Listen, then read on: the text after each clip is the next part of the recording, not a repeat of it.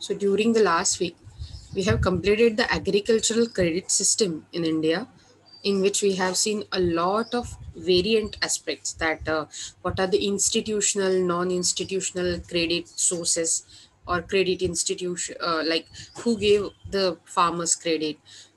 Then we have seen what is the agricultural, like agricultural development throughout in a credit system, and what are the defects and how we can solve them. Then what are the initiatives taken by government. All these aspects we have covered, and now we are reaching at the aspect of agricultural marketing infrastructure. Even during the last lecture, we have seen the objectives from this aspect. Today we are going to see the salient features of agricultural marketing infrastructure. Okay, they're directly from your book because I want you to have a direct answer for the same. And अगर question आता है, what are the features, you must be write all those points. Okay, let's see the first salient feature: wholesale marketing of food. The consumption and production of marketed food are specially separated. In the sense, consumption जहाँ होता है और production होता है, इसमें बहुत ज़्यादा gap होती है. जनरली अगर आप मार्केट में सेल कर रहे हो, तो होलसेलर, रिटेलर, ट्रेडर, इनके ये जो इंटरमीडियरीज है, so they are like spatially separated throughout. Okay, uh, it's spatially, that's the word. Production is primarily in rural areas where consumption is in urban areas. So अगर आप geographical spread की बात कर रहे हो, अगर आप मतलब एक नक्शे पे लेते हो, तो जनरली आप देख सकते हो रूरल एरियाज में प्रोडक्शन हो रहा है, कंजम्पशन अर्बन एरियाज में हो रहा है. Agricultural marketing in the process that overcomes this separation, allowing allowing produce to move to be moved from an area of surplus to the one need. In the sense, agriculture marketing चा बद्दल बोलताना what we should think is, ये हम gap जो है production और consumption के बीच वाला, रूरल और अर्बन एरिया वाला, ये मिटाने के लिए ट्राई करते हैं. We make surplus that is grown in a rural area move to the urban area, definitely with the help of transport, storage, packing, and all those things. And these things help us to create a network, sound network of farmers to consumer chain. Okay, food reaches the consumers by complex network involving production, assembly, sorting, packing, reassembly, distribution and retail stages. So जैसे मैंने बोला, बहुत ज़्यादा work process रहता है बीच में, कि production के बाद आप सब इकट्ठा करोगे. सबका एक एक फार्मर का तो आता नहीं, मतलब आप सब फार्मर्स का इकट्ठा करोगे, वो सब सॉर्ट करोगे, पैक करोगे, उसका फिर रीअसेंबल करके डिस्ट्रीब्यूट करोगे, और डिस्ट्रीब्यूट करके होलसेलर के पास आ जाएगा, फिर रिटेलर के पास आ जाएगा, और फिर कंज्यूमर के पास आ जाएगा. Okay. In developing countries, the linkage between producer and retailer is still usually provided by assembly and wholesale market, where wholesale marketing takes place using a variety of transaction methods. So generally आपल्याकडे developing कंट्रीजमध्ये producer आणि retailer, किंवा retailer म्हणजे जे आपले दुकानदार असतात, ते grocery shop keepers. सो त्यांच्यामध्ये ना एक काय म्हणू आपण त्याला, एक होलसेलर नावाची एक मोठी चेन, मोठी कडी असते, की जे ऍक्च्युअली खूप कमी भावात प्रोड्युसर कडून विकत घेतात, आणि ते रिटेलरला पण मिडल भावात देतात. रिटेलर त्याच्यावर सगळे टॅक्सेस आणि त्याचा फायदा असं सगळं मार्जिन ऍड करून आपल्याला एक सर्टन भाव देतो. हमें कुछ मिलता है उसमें से, रिटेलर जब ऐड कर देता है तो. Okay. Recent years have seen an expansion of wholesale marketing in different parts of our country.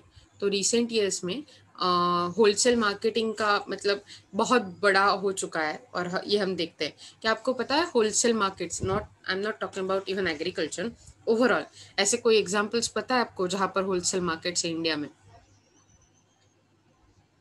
Don't say generalise word, Mumbai, Pune. Okay, I know cities में रहते हैं, लेकिन ऐसे कुछ है जो ये बहुत ही फेमस बन गए होलसेल मार्केट?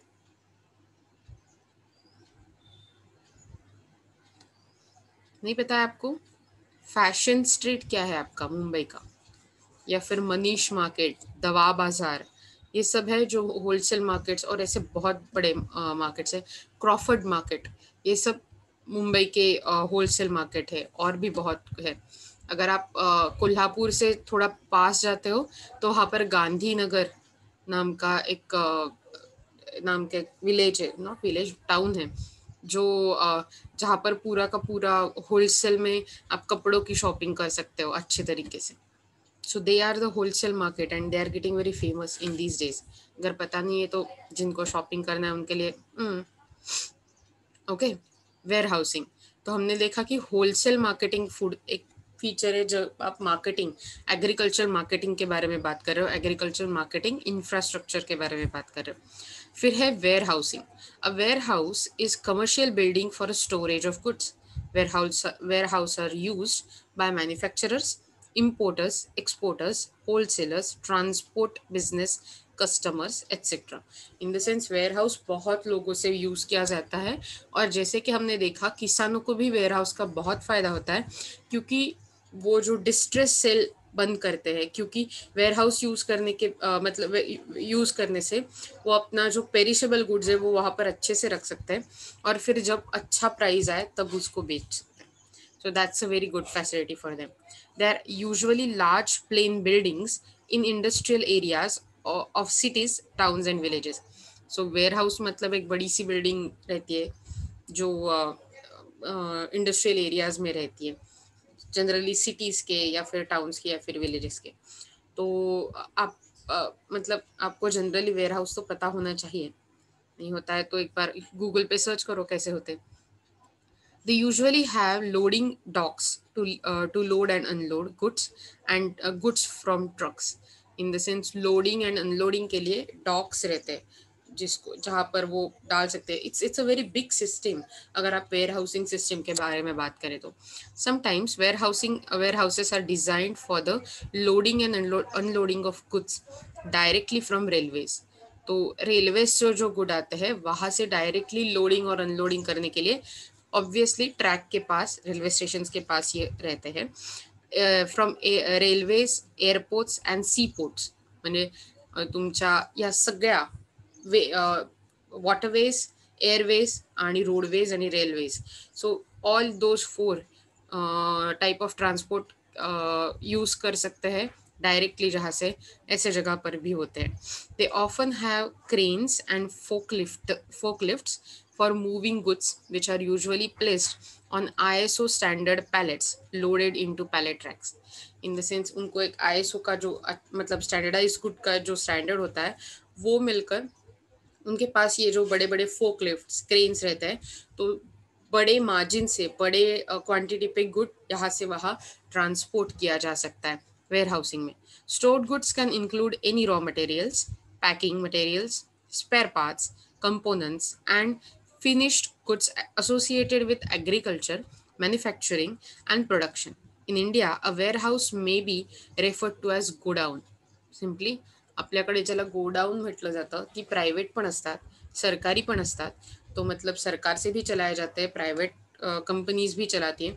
वेयर हाउसिंग ये बहुत ही अच्छा वाला रहता है। अगर आपको पता है तो वो बैरूत वाला जो एक स्फोट हुआ था, विस्फोट हुआ था, अगर आपको याद है, वो कुछ दिन पहले, कुछ महीनों पहले हुआ था। तो वो जो विस्फोट हुआ था वो ऐसे ही एक गोडाउन में हुआ था। वहाँ पर कुछ चल रहा था ड्रिलिंग का काम, तो उससे मतलब आग लगने की वजह से वो विस्फोट हुआ था। तो ऐसे ही मतलब वो डॉक के करीब है, बैरूत एक डॉक हो सकता है, डॉक है, और तो उसके करीब वेयर हाउस है। मुझे आपको वो विस्फोट के बारे में नहीं, तो वहाँ पर वेयर हाउसिंग सिस्टम कैसे है वो बताना था। वैसे ही यहाँ पर भी है इंडिया में बहुत बड़े डॉक्स है, मतलब हमारे वाटर पोर्ट्स में, सी पोर्ट्स में बहुत ज़्यादा डॉक्स है। मुंबई में भी तो बहुत सारे, आपको पता है मुंबई में डॉक्स है, राइट? तो मतलब वहाँ पर बहुत बड़े गोडाउन्स है।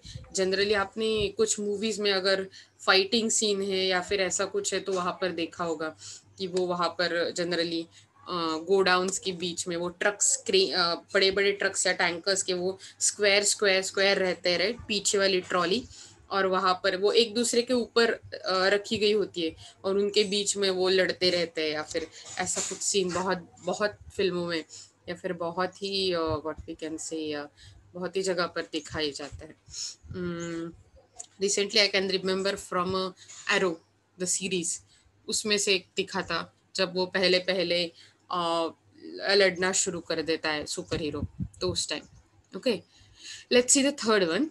तो फर्स्ट सैलिएंट फीचर था होलसेल मार्केटिंग का, दूसरा था कि वेयर हाउसिंग का, तीसरा है पोस्ट हार्वेस्ट हैंडलिंग। तो एग्रीकल्चरल प्रोड्यूस जो भी बनता है उसका पोस्ट हार्वेस्ट कैसा हैंडल होता है, इसके बारे में एग्रीकल्चर मार्केटिंग इंफ्रास्ट्रक्चर से हम क्या रिलेट कर पा रहे हैं, ये हम देखने वाले हैं। In agriculture post harvest handling is a stage of crop production immediately following harvest, including cooling, cleaning, sorting and packing. So post harvesting में क्या क्या आता है, हार्वेस्ट के बाद कूलिंग, क्लीनिंग, वो जो हम प्रोड्यूस बना है वो, sorting and packing. The instant a crop is removed from the ground or separated from the parent plant, तो ज्याला आपण जनरली काय बरं मराठीत म्हणतो तुम्हाला माहितीये का, हार्वेस्टिंगला, की त्यातले वीड्स, म्हणजे तण आणि त्याचं जे ऍक्च्युअल क्रॉप असतं ते बाजूला करायचं, खुरपणी म्हणतात का त्याला,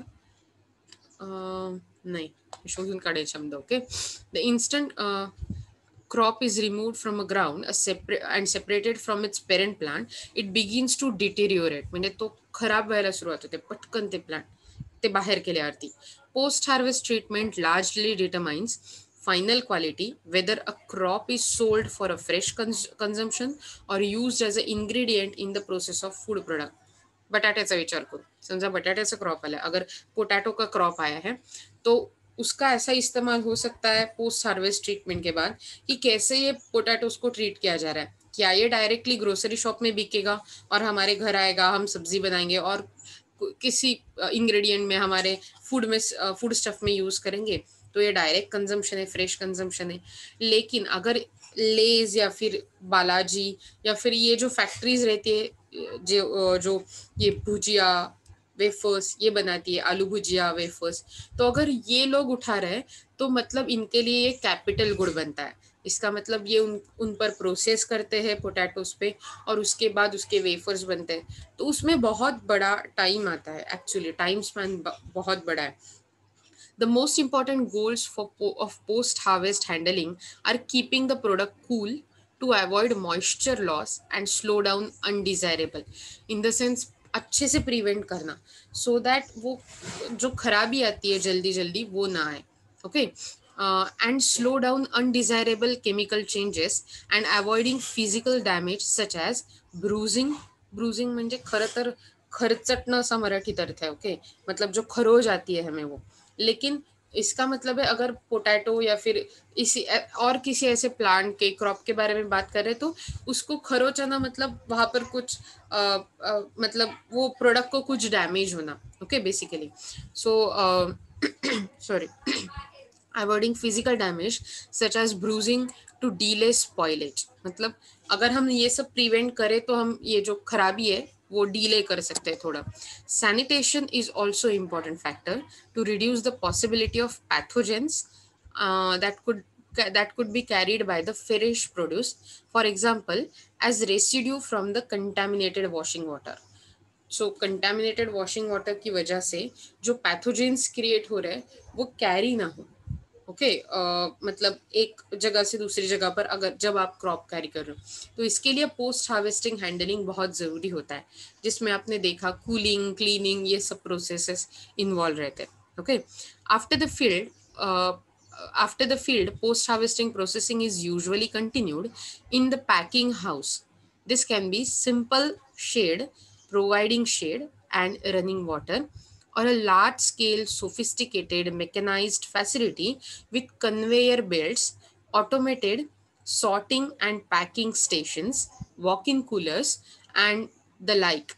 In the sense ये सब जो चीज़ें हैं ये चीज़ें आपके स्टोरिंग फैसिलिटी में होना, फील्ड के बाद जब आपका क्रॉप वहाँ पर आता है, तो ये सब चीज़ें होना ज़रूरी होता है।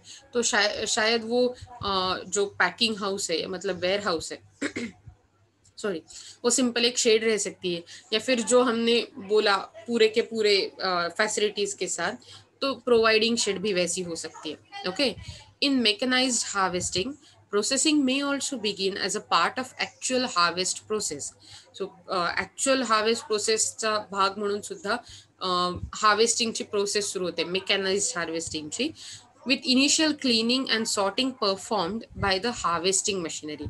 So harvesting machinery का यूज करके initial cleaning, cooling, sorting का जो प्रोसेस है वो स्टार्ट हो सकता है। Initial post harvest storage conditions are critical to maintain quality, या कंडिशंस जो आपण बघितल्या, जो भी हम देख रहे हैं क्या होना चाहिए पोस्ट हार्वेस्ट हैंडलिंग में, ये बहुत ही क्रिटिकल रहते हैं, बहुत ही मेंटेन करना ज़रूरी होता है, क्योंकि इसके साथ साथ आपका जो क्रॉप है, आपका जो प्रोड्यूस है, इसकी क्वालिटी बनती है। और हमने पहले ही देखा, अगर क्वालिटी अच्छी है तो हमें अच्छा दाम मिलने वाला है, तो हमें अच्छा पैसे मिलने वाले हैं। Okay, each crop has a optimum range of storage temperature and humidity. हर एक क्रॉप की अलग अलग रहती है, स्टोरेज टेम्परेचर कितना होना चाहिए, ह्यूमिडिटी कितनी होनी चाहिए वहाँ पर।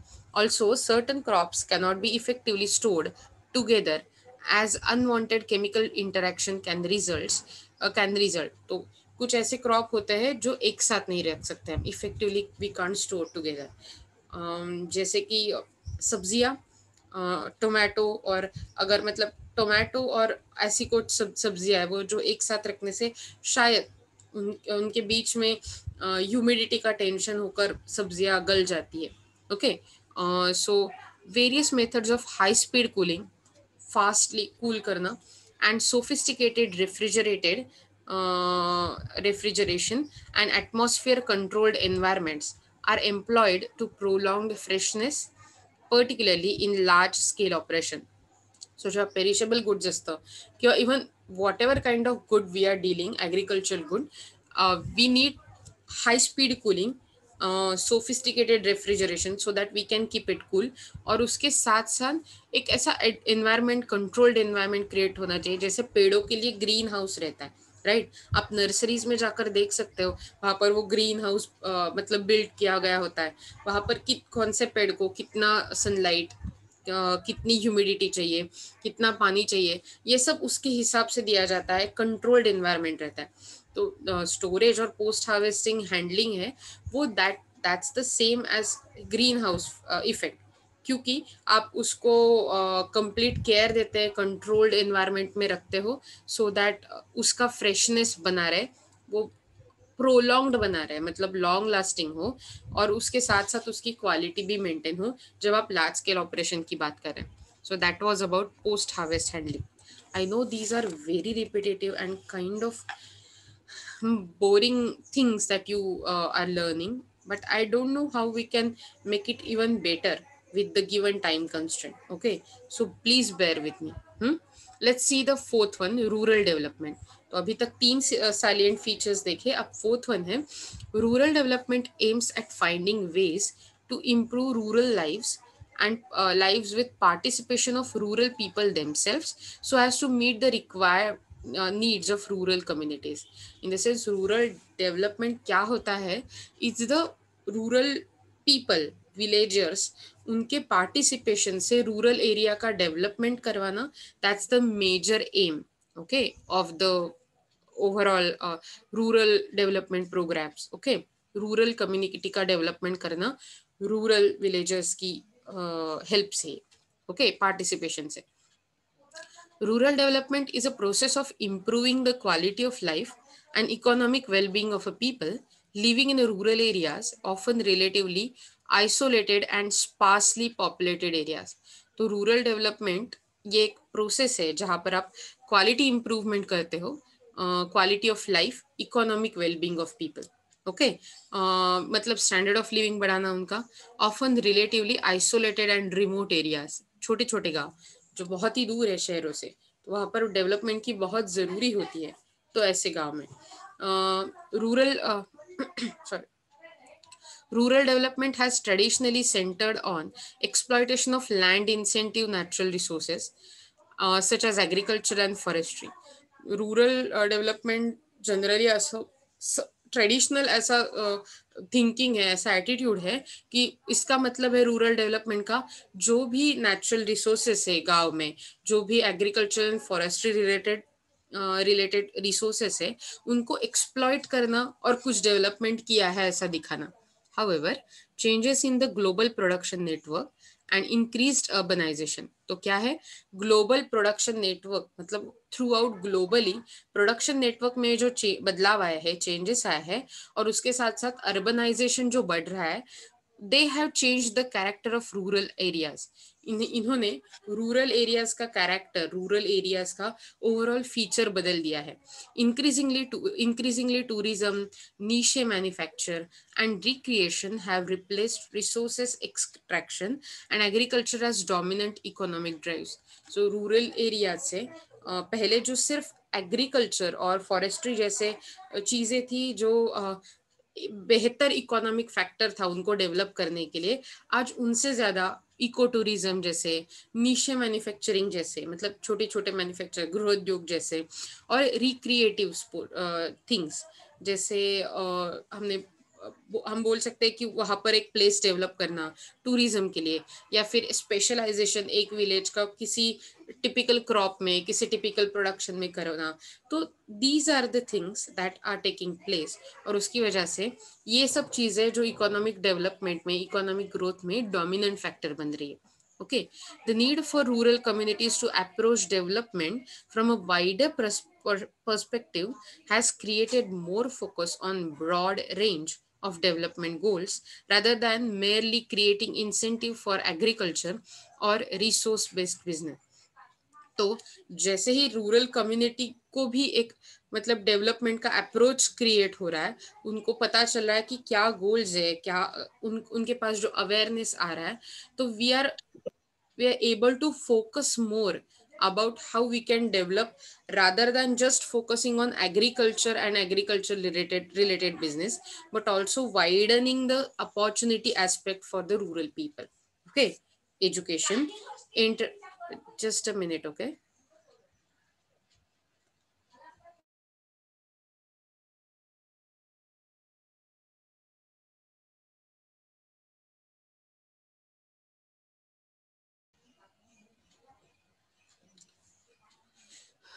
Sorry, just a network glitch. Okay.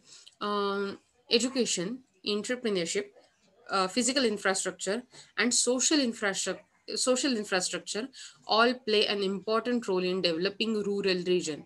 तो सिर्फ एग्रीकल्चर नहीं, ऐसे एग्रीकल्चर बेस्ड बिजनेस नहीं, लेकिन उसके साथ साथ एजुकेशन, एंटरप्रेन्योरशिप, फिजिकल इंफ्रास्ट्रक्चर और सोशल इंफ्रास्ट्रक्चर, ये सब चीजें मिलकर आज रूरल डेवलपमेंट को एक अच्छा आयाम दे रहे, अच्छा अच्छी जगह दे रहे, अच्छी डायमेंशन दे रहे.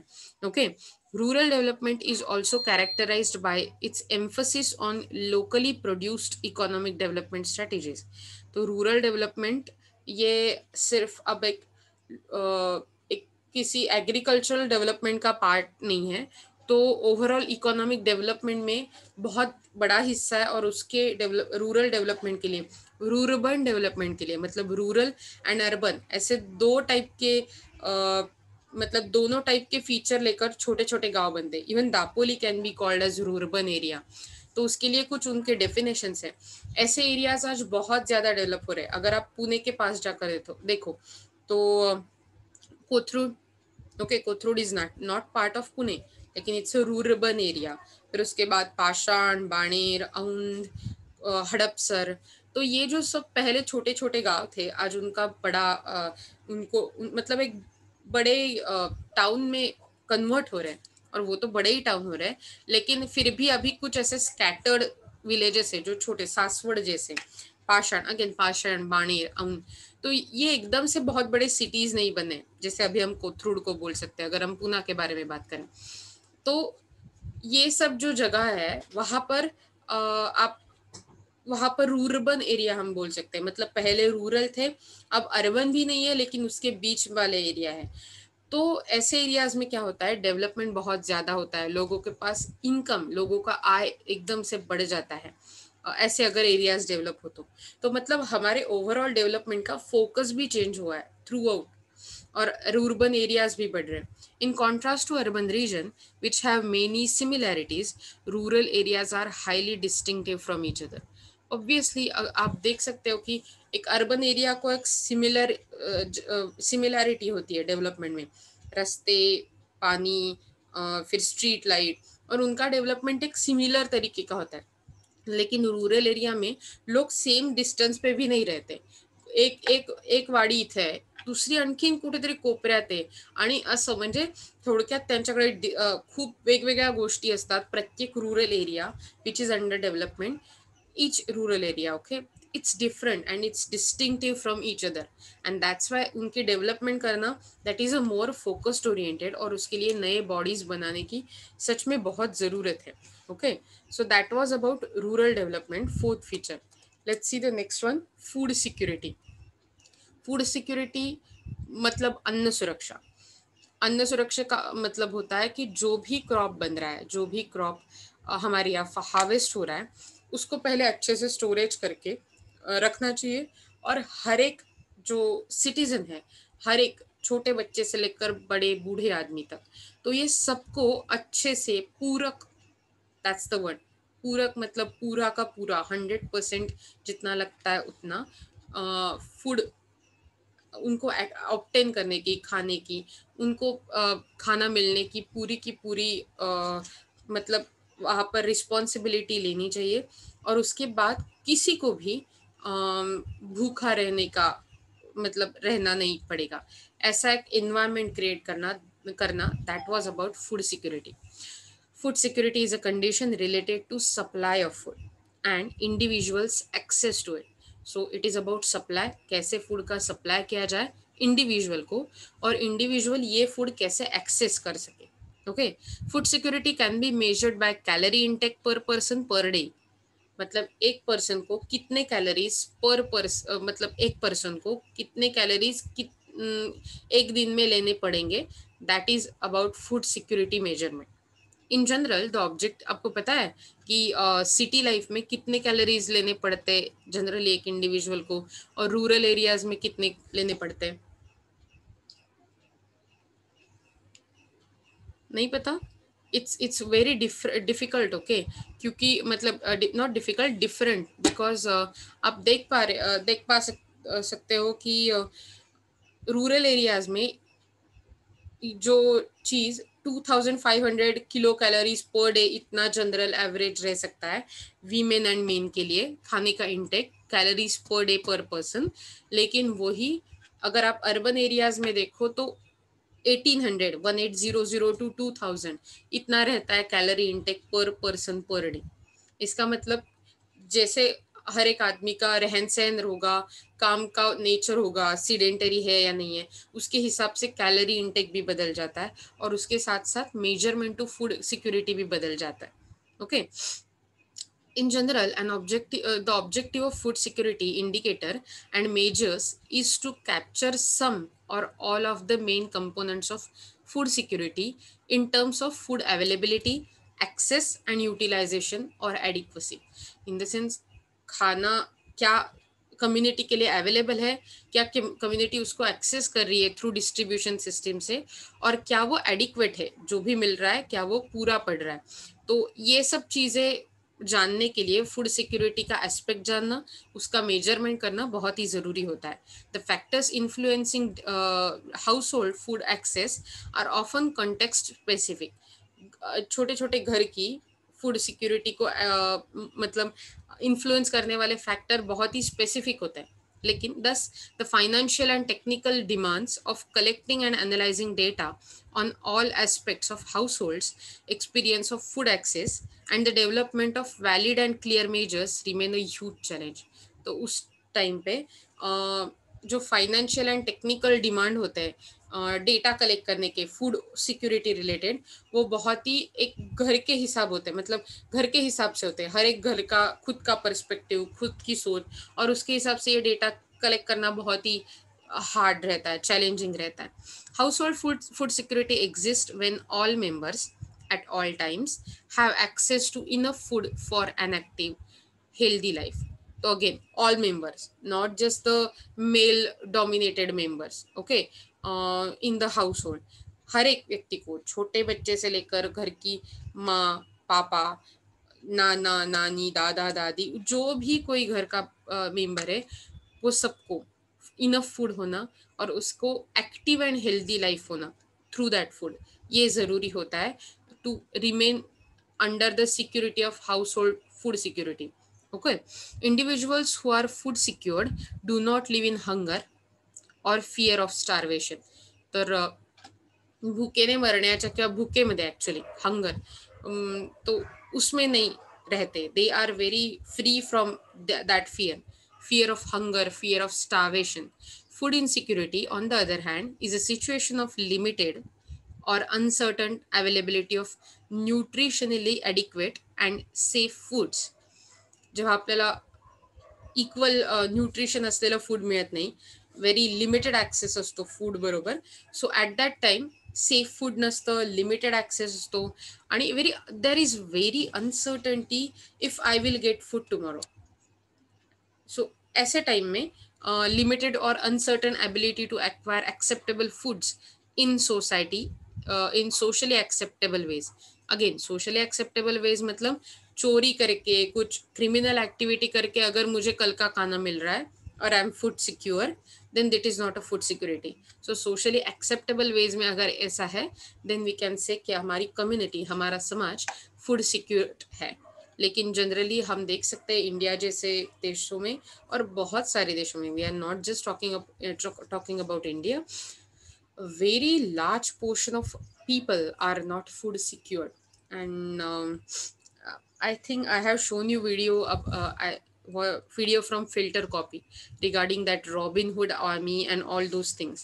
So we must think about this situation where we are getting food and we are throwing it away, and so many of people around us, poor people, socially or marginalized people, they are not getting the food for today, and they don't know about the tomorrow. And you know कि next महीने में हमें pizza खाना है या pasta खाना है, next महीने में हमें पाव भाजी खाने के लिए यहाँ जाना है या वहाँ जाना है, ऐसे.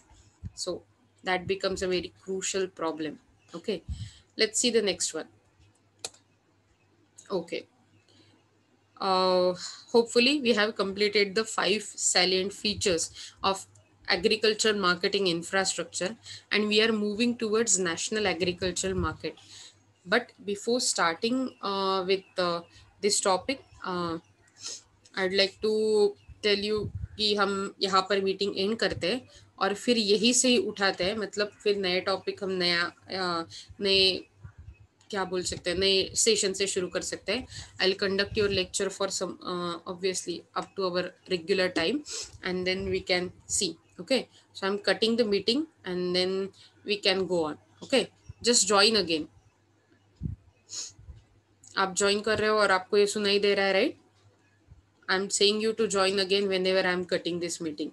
So I am ending this meeting for all. Okay.